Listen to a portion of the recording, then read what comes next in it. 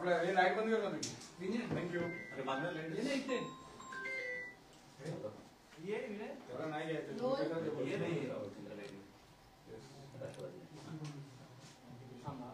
Sir role का rolling sir खरं तर भासजी शिंदे पुरस्कार जो आहे तो शरद पवारांनी एकनाथ शिंदेंना दिला, त्यावरतून फार टीका जी आहे ती महाविकास आघाडीमधल्याच युबीटी पक्षाकडनं केली जाते. खरं तर विनायक राऊत म्हणतात की शरद पवारांनी विश्वासघात केलाय म्हणून. खरं तर मी ह्याच्यावरती सविस्तरपणाने ट्विट केलेलं आहे.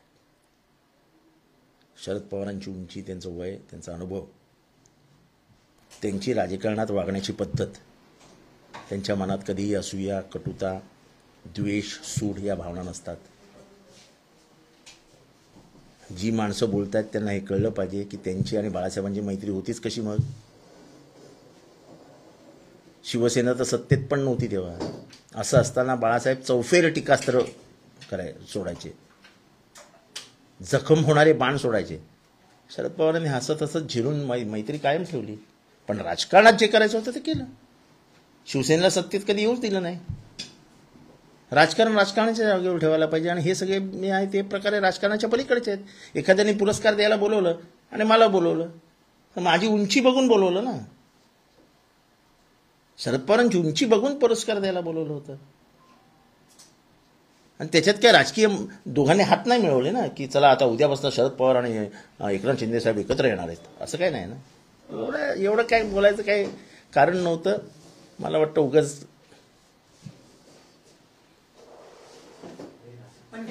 परंतु तुम्ही एक ट्विट केलं सूचक की हम करे तुम करे तो रासलीला, हम करे तो. असं आहे की तुमची लोक नाही का जाऊन भेटत देवेंद्र फडणवीसांना? नाही भेटत का?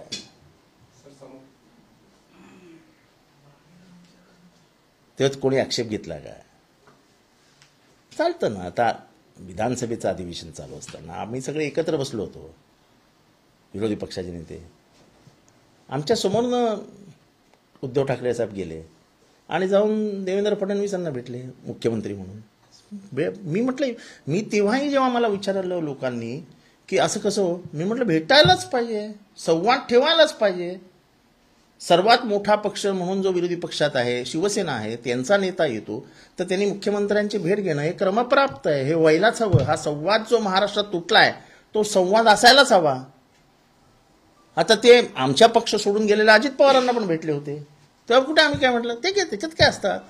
तुम्ही व्यासपीठ एखादंच शेअर केलं, तुम्ही एखादा भेटलात म्हणजे तुम्ही त्याचे झालात असं थोडी होतं. असं होत नाही. मला वाटतं की हे फारच म्हणजे महाराष्ट्राच्या राजकारणातला जो सोज्वळ, सुशील हे जे काही शब्द होते आणि त्याच्यानुसार जे वागणं व्हायचं, म्हणजे एकदा प्रल्हाद केशव वात्रे यांनी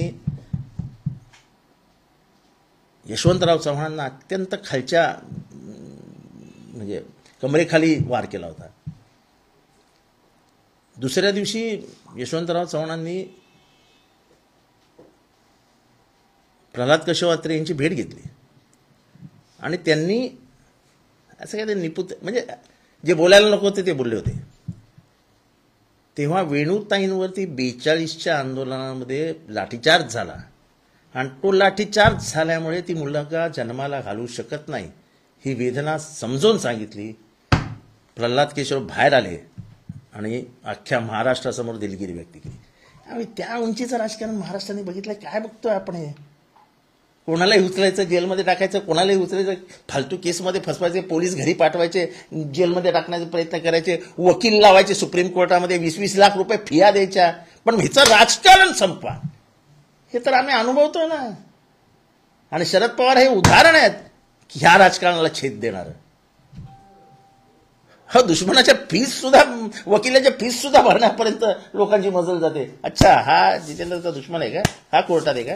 त्याला बोलून गे रे, हे गे रे 20 लाख रुपये लढकेस. पण मूळ प्रश्न यातून उभा राहतोय की महाविकास आघाडी अजून देखील त्याच ताकदीनं पुढे उभं राहणार आहे का? ज्या पद्धतीने असं थोडेफार मतभेद असतातच, आणि ह्या मतभेदातनं अजून मनं साफ होतात. मला वाटतं ह्याच्यात खूप लोकांची मनं साफ होतील की वैयक्तिक वैर नाही टिकत हो. माझं आणि कोणाचं पटत नाही म्हणून शरद पवारांनी त्याच्या लाच घालावी, हा अपेक्षा करणंच चुकीचं आहे. नाही होत तसं. हे असं कसं असं असतं का राजकारणात? संजय राऊतांसारख्या एवढ्या खासदार पदावर पोहोचलेल्या ठीक संपादक आहे, असलेल्या थोडासा व्यक्तींनी त्यांचा या गोष्टींचं भान मला ठेवायला मला नको का? मला मलाही ह्या गोष्टीचं हे आहे की त्यांच्या मनामध्ये शिवसेना फोडणं आणि सरकार पाडण्याच्या वेदना खूप आहेत, हे अमान्य करून चालणार नाही. पण त्या वेदना असताना शरद पवारांनी कसं वागायला हवं हे सांगणंही उचित नाही. शरद पवार तुम्हाला शरद पवार सांगतात का तुम्ही कोणाला भेटायला पाहिजे, सांगतात का? त्यांनी कधी आक्षेप तरी घेतले का? आम्हालाही वाईट वाटतं कधी कधी शरद पवार जेव्हा अजित पवारांच्या स्टेजवर असतात. सर्वात जास्त धोका कोणी दिला? अजित पवारांनीच दिला ना शरद पवारांना. मग तुम्ही कशी काय भेटायला गेलात फुलगुच्छ घेऊन त्यांना? विचारलं शरद पवारांनी किंवा आम्ही तुम्हाला? मी तर नाही विचारलं आणि शरद पवार तर विचारत पण नाही. अशा गोष्टी त्यांच्या डोक्यात पण जात नाही. असं नाही चालत राजकारणामध्ये. जे मला वाटतं पहिल्या भाषणामध्ये जे देवेंद्र फडणवीस बोलले आहेत आणि कृपया त्यांनी त्याच्या भाषणाचा अंमल करावा की राजकारणातला संवाद संपलाय, संवाद वाढवायला हवा विरोधक आणि सत्ताधाऱ्यांमधला, हे त्यांचं वाक्य होतं. पण दुर्दैवाने त्याचा अंमल होताना दिसत नाही आहे. नुसती भाषणं करून चालणार नाहीत. हा जोपर्यंत संवाद होत नाही तोपर्यंत लोकशाहीमधला जिवंतपणा दिसणार नाही. मुरदाड झालेली लोकशाही व्यवस्था दिसते. पोलिसांचा this is not a police state. हे पोलिसांची राज्य व्यवस्था नाही आहे. इथे पोलिसांचा ज्या पद्धतीने वापर केला जातो हे देवेंद्र फडणवीसांनी थांबायला पाहिजे. म्हणजे आमच्या विकासांच्या कामांमध्येही जर मंत्री हस्तक्षेप करणार असतील, आमच्या मतदारसंघांमध्ये लोकांनी आम्हाला लाख लाख मतांनी निवडून दिलेलं आहे, सरकारी नोकऱ्यांवर दबाव आणून आमच्या विकासाची कामं थांबवायची, ही पद्धत योग्य नाही. मुख्यमंत्री महोदयांनी हे बघायला पाहिजे. म्हणजे आमच्या 5 वर्षानंतरचं राजकारण संपवण्यासाठी आजपासून जर प्रयत्नांना सुरुवात करायला तर आम्हालाही तसंच वागावं लागेल. परंतु आदित्य ठाकरे जे ठाकरे गटाचे नेते आहेत ते आज दिल्लीच्या दौऱ्यावरती आहेत. काल त्यांनी राहुल गांधींची भेट घेतली आणि आज दिल्लीमध्ये जाऊन अरविंद केजरीवालांची भेट घेतली, पण शरद पवारांची भेट त्यांनी टाळली. अहो, मी बांद्राला गेलो म्हणजे मी मातोश्रीवर गेलोच पाहिजे असं आहे का? ते दिल्लीला गेले म्हणजे शरद पवारांच्या घरात गेलेच पाहिजेत असं तुम्हाला काय वाटतं? नाही जात यात काय. पण एक तुम्हाला सांगतो, आज दिल्लीमध्ये जवळजवळ शरद पवार साहेब 40 वर्ष आहेत. दिल्लीमधला कोणीही खासदार असो, कोणीही मंत्रिमंडळात कोणीही मंत्री असो, त्या मंत्र्याला फोन करा आणि हे माझं काम करून घ्या असं सांगण्यासाठी सगळ्या पक्षाचे सगळे खासदार जर कुठे जात असतील तर त्या घराचा पत्ता आहे 6 जनपद. सकाळी 8 वाजल्यानंतर फक्त शरद पवार साहेब एवढंच काम करत असतात. आणि आम्हाला अभिमान आहे की तो आमचा नेता आहे. त्यांच्या एवढी उंची असलेला नेता आज महाराष्ट्रात नाही. परंतु आवाज यात- शरद पवारांनी जो पुरस्कार दिला एकनाथ शिंदेना, त्या पुरस्कार सोहळ्याला खासदार संजय दिना पाटील देखील उपस्थित होते. आता मला माहित नाही संजय दिना पाटील कशा, पण संजय दिना पाटील हा ओरिजिनल काँग्रेसी हो. हे आत्ताच्या राजकारणात सुरू झालंय सगळं. ओरिजिनल त्याचा जन्म काँग्रेसी घरात झालाय. त्याचे वडील काँग्रेसचे खासदार आमदार होते, त्याची आई काँग्रेसची आमदार होती, त्याचे आई वडील भाऊ हे काँग्रेसचे नगरसेवक होते अनेक वर्ष. आत्तापर्यंत तो आमच्या पक्षामध्ये होता आणि त्याच्यासाठीच आम्ही तो ईशान्य मुंबईचा हे सोडला मतदारसंघ. परंतु त्यांनी श्रीकांत शिंदेच्या घरी स्नेहभोजनाच्या पार्टीलाही ते स्वतः उपस्थित होते.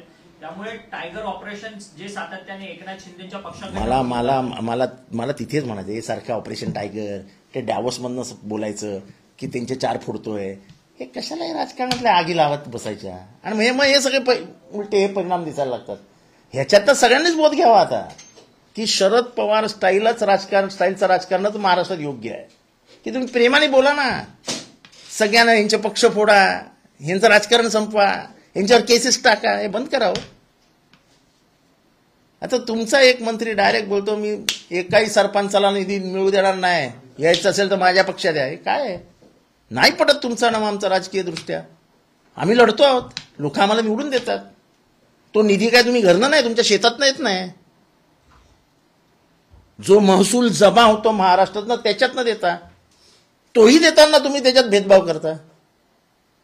खरं तर मुख्यमंत्र्यांचं नाव घेतलंय की मेरा बॉस बहुत मजबूत है. त्या बॉसला मी विचारतो, अरे बॉस, तुमचा स्वभाव तर असा नाहीये, तुम्ही तर मदत करता. मी अनुभव घेतलाय. देवेंद्र फडणवीस मदत करतात हा मी अनुभव घेतलाय. मी कसं काय तुमचा एक मंत्री बोलू शकतो? हे लोकशाहीला घातक आहे की विरोधकांना संपवण्यासाठी त्यांना पैसे पण द्यायचे नाहीत. पैसे काय तो घरी वापरत नाही ना.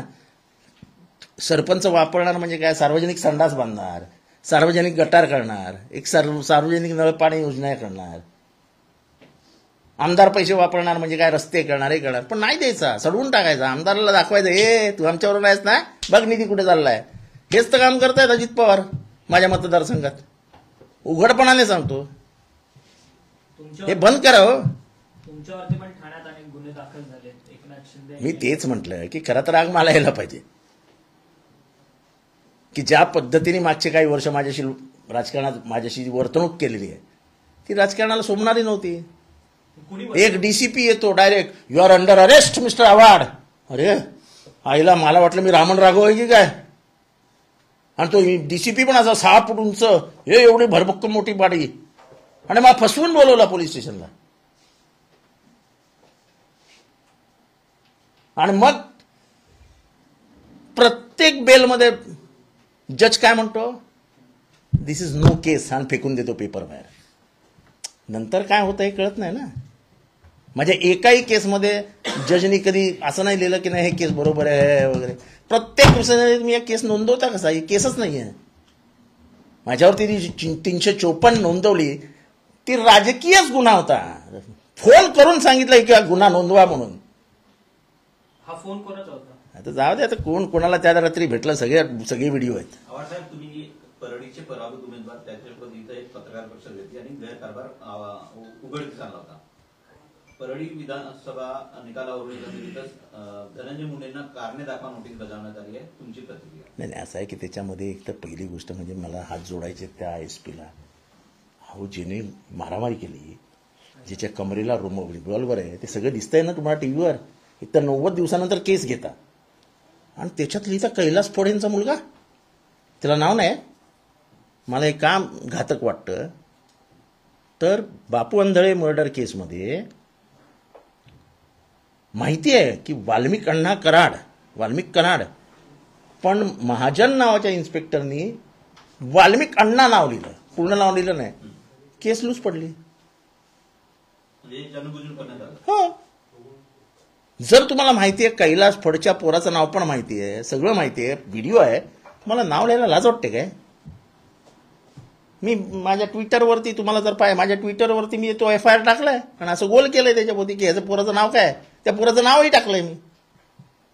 म्हणजे किती शासन यंत्रणा अजूनही दबावाखाली आहे, अजूनही शासन यंत्रणा. आणि म्हणून आम्ही म्हणतो की धनंजय मुंडेंचा राजीनामा घ्या. परंतु 80-83 दिवसानंतर ही संपूर्ण FIR होते, तोपर्यंत पोलिसांना जाग सुद्धा येत नाही. तुम्ही पोलीस हे म्हणून तर म्हणतो की पोलीस यंत्रणा कामच का असं आहे की तुम्ही जाऊन डायरेक्ट सांगता सोमनाथ सूर्यवंशीच्या आईला माफ करा, केस मिटून टाका. अरे काय लावलंय काय? सांगता मोर्चे काढा, न्याय पाहिजे ना, आव्हाडांनी मोर्चे काढावेत. अरे एखादा गरीब घरातला पोरगा मेला यार, सोमनाथ सूर्यवंशी, त्याच्या आईला जेवढा आपण पाठिंबा देऊ तेवढी ती आई जिवंत राहील.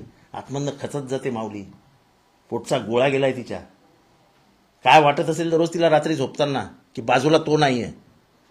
आणि आपण काय बेशरम सारखे बोलतो. मोर्चे काढा म्हणजे मागासवर्गीयांना न्याय मिळवायचा असेल तर मोर्चे काढावे लागतील महाराष्ट्रामध्ये. उद्रेक होईल, उद्रेक एक दिवशी. परळीत परत निवडणुका घ्या असं अंजली दमानिया म्हणतात. परळीत परत निवडणुका घ्या. परळीत जे बूथ मार्क केले होते सुप्रीम कोर्टाने, हायकोर्टाने, त्याचं फक्त माहिती द्या. हे तुम्हाला इंटरव्ह्यू घ्यायला येतो का इथे हसायला आणि बोलायला येतो? सर, आपण परळीच्या सगळ्या निवडणुकांमध्ये राजेसाहेब देशमुख जे तुमचे सहकारी होते त्यांनी देखील सांगितलं की जवळपास 200हून अधिक 222 अधिक बूथ कॅप्चर झालेले होते. व्हिडिओ पण होते त्याचे. तुम्ही अजूनही पत्रकार चुकी करता आहात. लोकसभेच्या निवडणुकांनंतर कोर्टाने काही बूथवरती लक्ष ठेवा मार्क करून दिले होते. की हे सेन्सिटिव्ह बूथ आहेत. अहो ते सेन्सिटिव्ह बूथच लुटले गेले. कुठे काय झालं? ना निवडणूक आयोगाला जाग आली ना पोलिसांना जाग आली. पोलिसांसमोर रिव्हॉल्वर काढतायत, पोलिसांसमोर पोलिसालाच धक्काबुक्की करतायत. कुठे काय झालं? काय नाही झालं. आणि आत्ता केस रजिस्टर करता लाज वाटली पाहिजे, लाज. तिथला जो निवडणूक निर्णय अधिकारी आहे कलेक्टर, त्याला सस्पेंड केला पाहिजे. असं काय निवडणुका जिंकणार आहेत लोक? आयुष्यात कधी लोकशाही व्यवस्थेत नांदू शकत नाही जर अशा पद्धतीने आपण निवडणुका लढायला लागलो तर. डायरेक्ट टेप आहे हे, आमच्या गावात आमचा कायदा, संविधान वगैरे गावच्या बाहेर. अरे ही कुठली पद्धत आहे? म्हणजे बूथमध्ये एक माणूस मशीनच्या जवळ बसलेला असायचा, माणसाने आत जायचं, शाई लावायची, तिथनं जेव्हा मशीनचं बटन दाबलं जाईल ते उलटं फिरायचं, तिथे त्याचं बटन तो माणूस तिथे बसलेला माणूस दाबतो. व्हिडिओ आहे तो, गोट्या गीतेचा व्हिडिओ आहे. गोट्या गीते नाव घेतो मी असं उगाच आका पाका बाका नाही घेत, मी नाव घेऊन बोलतो. काय केलं? काय नाही केलं. यंत्रणाच किडली आहे हो. तुमचं पॉलिटिकल प्रेशर आहे, मंत्री आहे तो, काय करू शकता तुम्ही? तुम्हाला दिसतंय मतदान करताना महाराष्ट्रात, मी दुसऱ्या राज्यात नाही बोलत आहे, महाराष्ट्रात माणसं लाईन लावतात, मागे येतात, तिथे बटन दाबलं जातं, व्हिडिओ आहेत. काय केलं आपण? लाज वाटते हो आम्हाला सुद्धा आता बोलताना टीव्हीवर. इतके निर्ढावलेले झालेत अधिकारी, काही फरक नाही पडत, आम्ही ते आहेत ना 5 वर्ष सत्तेत, आपल्याला त्यांच्या पायाशी बसायचंय. अशी व्यवस्था नव्हती. आणि त्या व्यवस्था का नव्हती तर तेव्हा ते राजकारणी तसे नव्हते.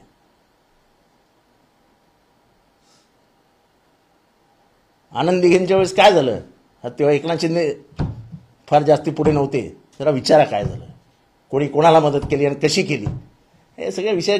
दुःख होतं, तुम्ही महाराष्ट्राचं राजकारण खराब करून टाकलं. पक्ष फोडणं बिडणं हे होत राहतं, पण जो सूड, असूया, द्वेष, कटुता हे जे तुम्ही मनात बाळगून राजकारण करता, शरद पवार त्या शाळेत नाही आहेत, ते एका वेगळ्या शाळेचे विद्यार्थी आहेत. त्या शाळेत आम्ही शिकलो आहोत. आमच्या मनात द्वेष नाही. आम्ही पवार साहेबांना विचारलंच नाही कधी की तुम्ही ह्यांच्याशी का बोलता, त्यांच्याशी का बोलता. कधी कधी आम्हालाही वाईट वाटतं, पण त्यांचा स्वभाव, त्यांची उंची, त्यांच्यातली माया, म्हणजे या देशाचं उदाहरण काय. अटल बिहारी वाजपेयी आजारी पडतात, राजीव गांधींना कोणीतरी येऊन सांगतं. अमेरिकेला जाणाऱ्या एका अभ्यास गटाचं ते स्वतः निरोप पाठवतात अटल बिहारींना की या गटाचं नेतृत्व तुम्ही करा, आणि निरोप मागणं हाही जातो की ऑपरेशन तिथे करून घ्या, संपूर्ण सरकारी खर्चाने ते करून देऊ, मी करीन. आणि हे मी नाही सांगत आहे, डोळ्यात पाणी आणून ज्या दिवशी राजीव गांधींची हत्या झाली त्या दिवशीच्या इंटरव्ह्यूमध्ये स्वतः अटल बिहारी वाजपेयींनी हे सांगितलं. अहो या देशाचं राजकारण असं होतं. आजचं द्वेष, हे रेड, ह्याला आतमध्ये घाल, त्याच्या बायकोला आतमध्ये घाल, त्याच्या पोरीला आतमध्ये घाल, त्याच्या पोरीच्या मागे एजन्सीज लावा, हे असले धंदे नव्हते. अटल बिहारी वाजपेयींचं हे ऐका, राहुल गांधी, राजीव गांधींना दिलेली श्रद्धांजली प्रत्येकाने ऐकावी, आणि मग तुम्हाला कळेल की या देशाचं राजकारण कसं होतं. धनंजय मुंडेंना मुख्यमंत्री वाजवतायत असं आरोप आहे. कोणी वाचवू द्यावं, त्याच्याशी मला काही घेणं नाही. वाचवताय ना बस. आता ते महादेव मुंडेचं प्रकरण आम्ही बोलल्यानंतर तुम्ही उघडलं. त्या महादेव मुंडेचं बायकोने नावच माझं घेतलंय की जितेंद्र आव्हाडांनी या प्रकरणात हात घालावा. तर असं प्रत्येकाला वाटणार असेल की आता सोमनाथ सूर्यवंशी जी आहे ती कोणाकडे बघणार. तर सरकारकडनं निरोप जात आहेत माघार घ्या, कसं व्हायचं. कारण का तुम्हाला पोलिसांची गरज आहे, तुम्हाला पोलिसांना वापरायचे आहेत. सर पण बीडमध्ये धनंजय मुंडे आंदोलनामध्ये यांनी ॲफिडेव्हिटमध्ये पत्नीची आणि संपत्तीची माहिती लपवली, या कारणास्तव त्यांची पत्नी करुणा मुंडे यांनी परळीमध्ये केस दाखल केलेली होती. कोर्टाने आता त्यांना 24 तारखेला हजर राहायला सांगितले आणि त्यांना जामीन आता तो ती केस आहे, तर ते केससाठी त्यांना पत्नीचं नाव आणि संपत्ती पण अशी माहिती लपवणं पण गुन्हा आहे ना. आता ते आता दॅट इज फॉर कोर्ट आणि लॉ टू टेक इट. त्याच्यात किती नवरा बायकोचं प्रकरण आहे, खरं लपवायला नाही पाहिजे, पण आता ते ठीक आहे, त्याच्यामध्ये मला जास्त पडायचं नाही. परंतु सर, सरकार बीडमधल्या- अनेक योजना बंद करतायत अशी माहिती पैसेच नाही तर करणार काय? मात्र जे मंत्र्यांचे दालन आहेत, बंगले आहेत, त्याच्यावर सुशोभीकरणासाठी अनेक कोटी रुपये खर्च केले जात आहेत. तुम्ही लोकांनी निवडून दिलेत ना त्यांना, आता बघत बसा ना उघड्या डोळ्यांनी. पण हे कितपत योग्य आहे? म्हणजे योजना बंद करणं अहो ते अयोग्य आहे म्हणून काय फरक पडणार आहे का? बंगले बंद होणार आहेत का?